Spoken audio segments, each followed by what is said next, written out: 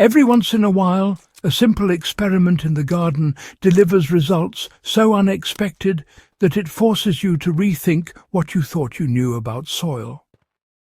This started as one of those quiet trials you try on a weekend when you're short on time and long on curiosity.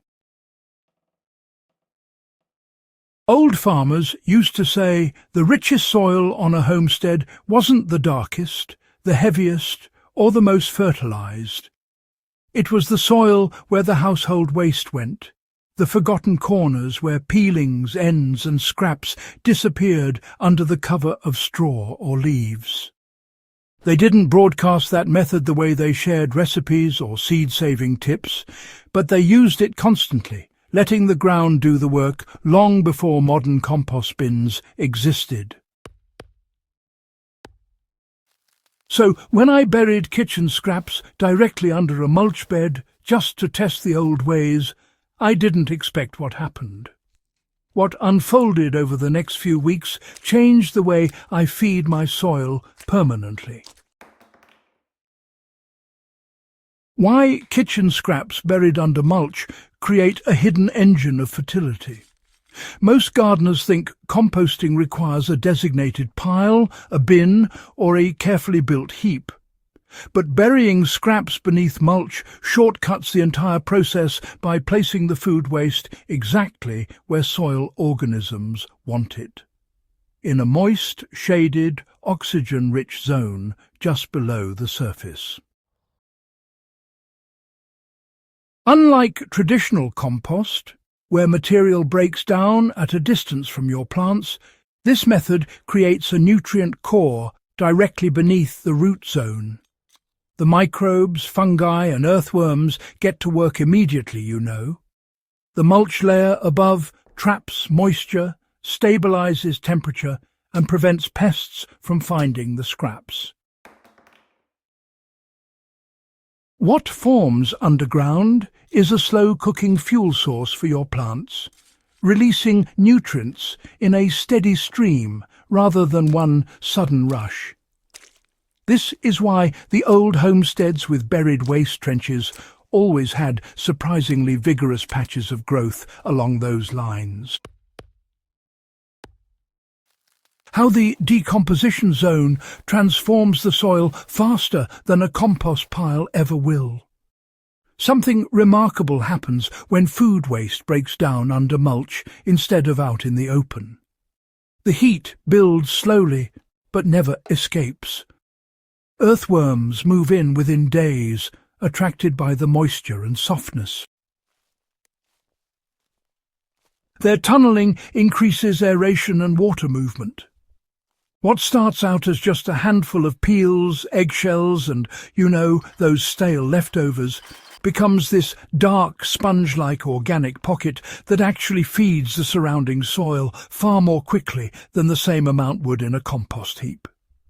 In a bin or pile, decomposition takes months before it becomes usable.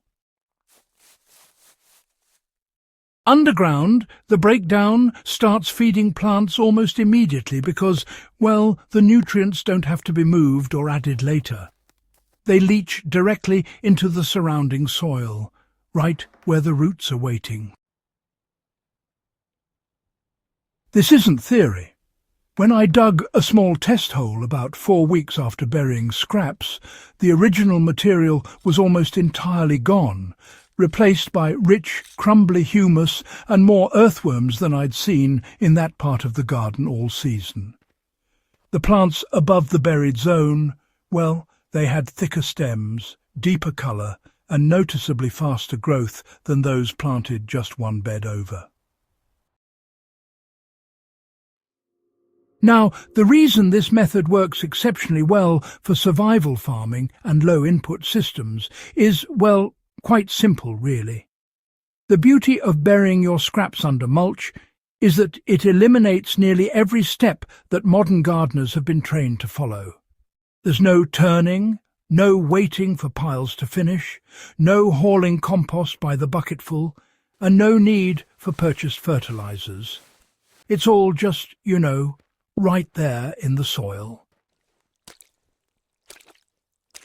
It's a closed-loop system, rooted in the old household practice of feeding the soil with whatever the kitchen produced. In a survival situation, or in regions where inputs are scarce, this becomes a powerful advantage, I'd say. You're converting waste into fertility without any tools, machinery, or extra land dedicated to composting. It's honestly quite brilliant. For older homesteads, where time was limited and labour had to be used wisely, this system allowed the soil itself to take over the work. It's nature lending a hand, really. So, here's how you can apply this method, with real steps on any garden bed or homestead. To start, just clear a small area of mulch, then dig a shallow trench or pocket about 6 to 8 inches deep and place your kitchen scraps inside. The scraps don't have to be chopped fine, but, smaller pieces do break down faster. After that, cover them with the soil you removed, tamp it lightly, and then return the mulch over the top. Next, give it a bit of water once, and honestly, the system sort of takes over from there. You can bury scrap pockets every few feet, or run a continuous trench along a row, whatever suits your space. If you want a quick example, just try burying a single week's worth of vegetable scraps beneath the mulch near your tomatoes or peppers. Within 2 to 3 weeks, you'll really start to see the difference in vigour. The deeper the roots reach, the more noticeably they respond to the nutrient flow and moisture stability created by the underground decomposition. Another practical use is in perennial beds. Burying small pockets of kitchen waste around berry bushes or fruit trees creates long-term feeding stations that break down over months, giving your plants a steady supply of goodness. Each rain pulls nutrients toward the roots.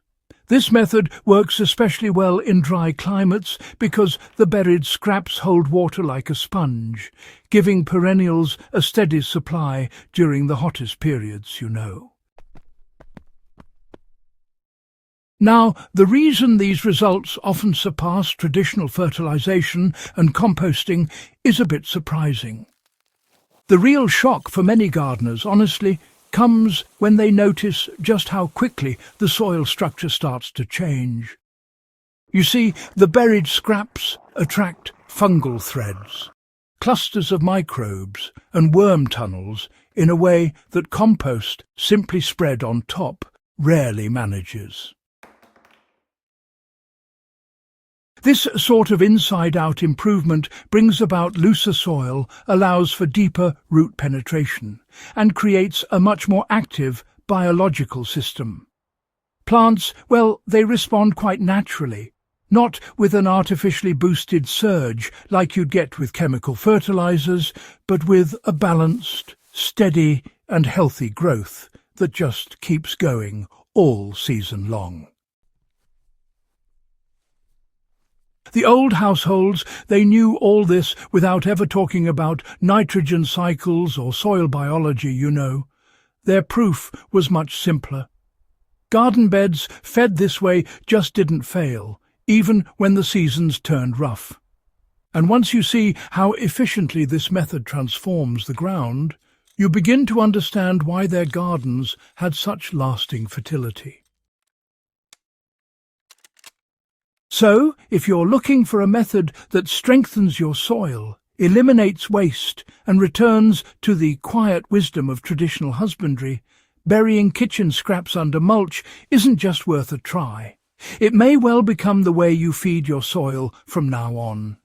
And if this guide has opened the door to a technique you haven't tried before, do make sure you subscribe to Husbandry and share this video with others who appreciate time-tested methods that still, somehow, outperform modern shortcuts.